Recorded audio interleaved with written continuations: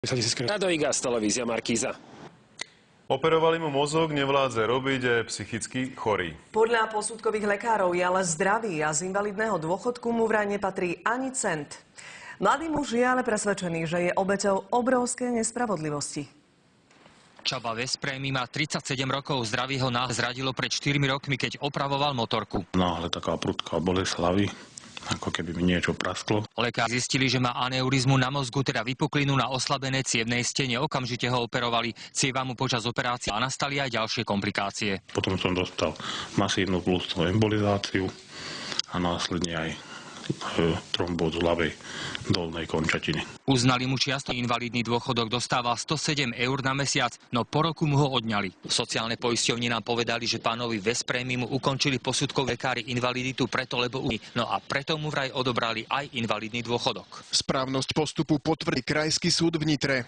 Ani doteraz sa necítim vyliečený. Spravodlivosť by sme chceli, že podľa čoho dávajú tie invalidné dôchody. Lebo naozaj poznáme takých ľudí, čo by naozaj nezaslúžili a sú na invalidnom dôchodku. Žije zo sociálky a aktivačného príspevku, čo je spolu 120 eur. Na aktivačných prácach robí len ľahšie roboty, nesmie sa namáhať. Neviem sa po tej operácii, neviem sa sústrediť na prácu vôbec. Mám výpadky. To je nutné, že na všetko zabúda. Doma opravuje aspoň počítače a elektroniku, aby si privyrobil. V decembri opäť požiadal o invalidný dôchodok, no zas mu ho nepriznali. Posudkoví lekári vraj postupovali podľa zákona. Iný postup podľa subjektívneho želania alebo názoru poistenca nie je možný. Pán Veszprémy sa vraj opäť môže posťažovať na krajskom súde, no a keďže veľa možností, ako sa domôcť peňazí mu ani neostáva, pravdepodobne to urobí. Zo Želiezoviec, Karol Mindák, televízia Markíza.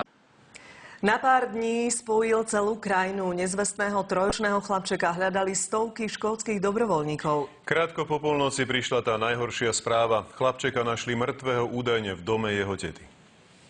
Mikaela Kullera uložila jeho mama v stredu do postele. To malo byť naposledy, čo svojho syna videla.